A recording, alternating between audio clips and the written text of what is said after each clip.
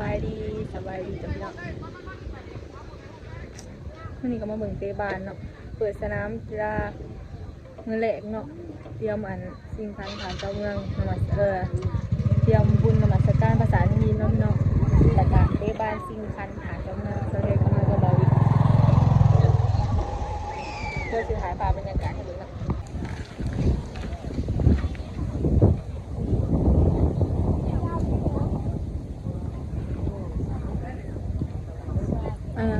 วันนี้ฮีนวันนี้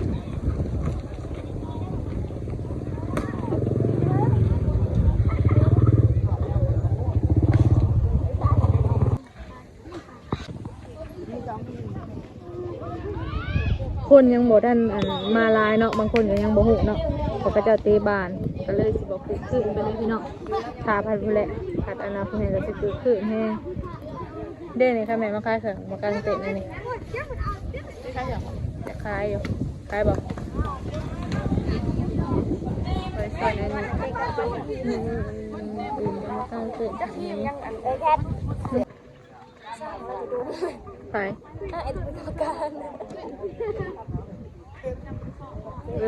บ้านน้องแดงบอกใครนะโอเมนเจ้าคนบ้านใดจักหน่อยโหลดนี่แหละเนาะมันก็เลยบอกท่านถึกขืนบันไดเขาเจ้ากำลังต่อตู้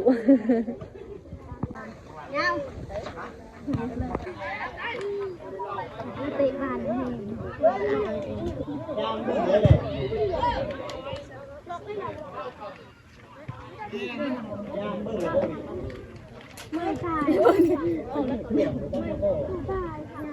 บันนี้อันที่มันในวันนี้คือแม่บ่าวมอน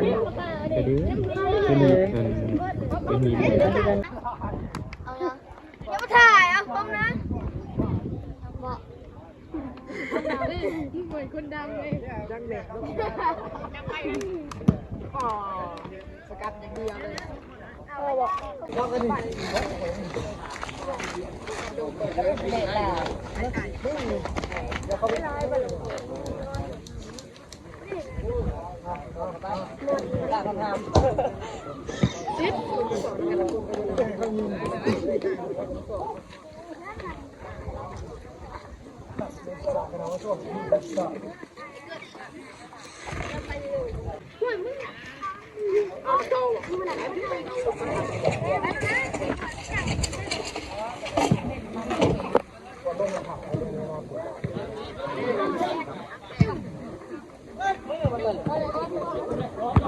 บ้านนั้นหินเนาะพี่น้องก็บ้านเราหมองโหเตะกันเตะบ้านรถ2 3 4รถ2รถ2 3 4รถอันนี้ปูเล่ก็คือทางดอนสวรรค์พบกับน้องปาร์ตี้หรือว่าจากเมืองสะพองทั้งสองทีมเกิดกรรมการตัดสินในกลางสนามแบ่งกันเกิดมีพุทธลังสีจากสภามันติแขวงสนเขตและผู้ช่วยกรรมการที่1แมนอาจารย์แอดวิชัยโบสินจากสภามันติสนเขตและกรรมการช่วยผู้ที่3แมนอาจารย์ข้าพเจ้าพุทธลังสีเป็นคนมาใหม่แล้วที่ว่าดีพี่น้องมาหลอดตลาดเหมือนเพื่อนคุยกันเนาะตอนนี้มาซื้อเครื่องเตรียมไปขายเนาะเตรียมไปขายอยู่เดินบ้านเนาะมืออื่นเนาะพี่น้องชาวเทศตอนนี้จะไปเลือกขายเนาะก็เลยลงมาซื้อเครื่องมันนี่ก็เป็นลูกกันได้ไปเบิ่งกันเนาะอีซื้อยังไง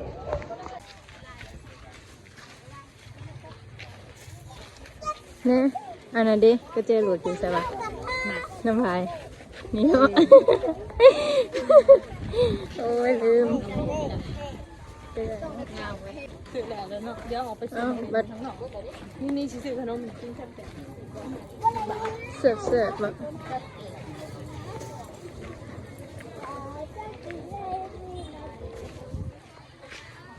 ขนมน่าจะแซ่บดีด้วยจ้าหม้อแกงถั่วบาท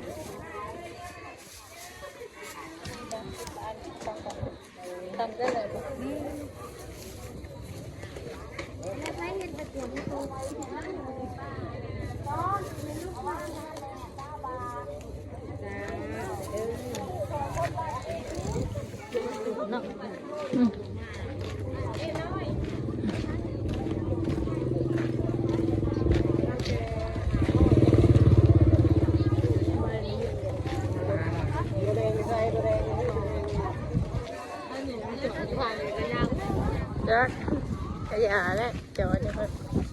ก็เหมือนกับไปเอาโหลดจังเอามากับบอกว่า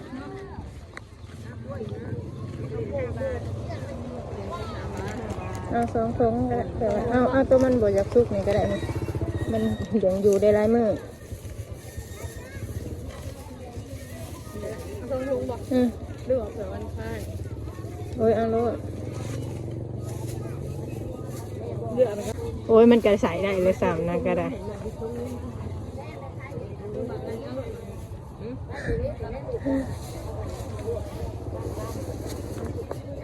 แม่มาเอามักดิน5 บาท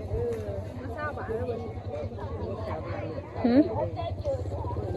มันลายโผดแล้วก็มาฉีดบนหนาวก่อนบ่เอาใส่ได้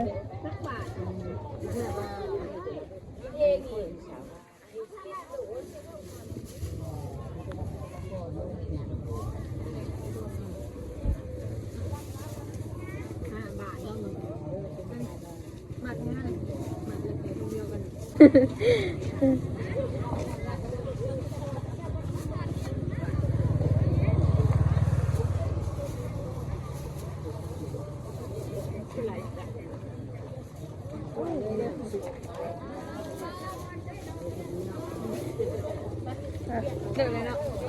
เราไปบันเทาไปเราอยู่บ้าน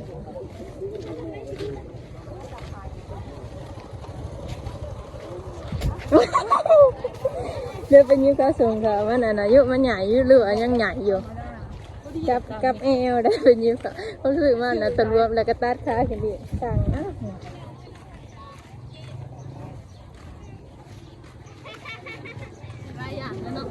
ยังไม่ได้ขบด้วยนี่สื่อตามงบ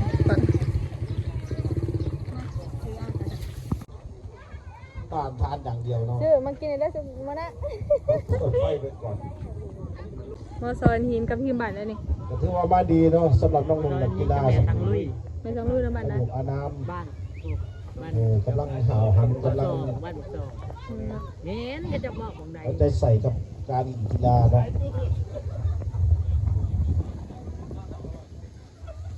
ไปเรา 10ดูดบัตรอยู่มอซอหินมอซอหินนี่คือสีชมพูนี่มาจากน้องสโมสรรุ่นจิ๋วมาจาก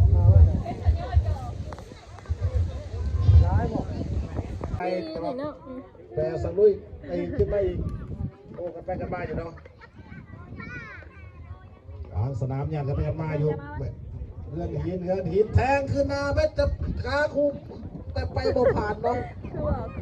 ได้มาอีกแล้วเลื่อนหินถึงกันไปกันมาอยู่เนาะปกปักกันอยู่แถวกลางสนามหมุนมาขาคู่ข้างหลังนายสังลุยยังต่างฝ่ายต่างยิงประตูกันยังบ่ได้เนาะ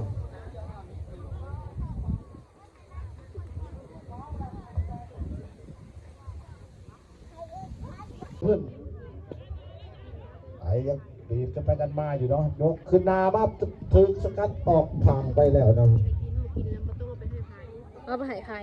สัมผัสเนี่ย เอาไปชายายไปแคท นี่แม่บังคับไปกินนะไม่ต้องเอาไปยายไผ่ไปแคทกระยากคือกัน เพื่อยากระบอกให้กินมันเอาไปใหญ่เพื่อก็ยังบ่กิน ถ้าเกิดไปแล้วจับบานบุนออกมาได้แต่ถึงสกัดออกข้างแล้วออกเป็นมอสซอนหินเป็นถ่ายโยน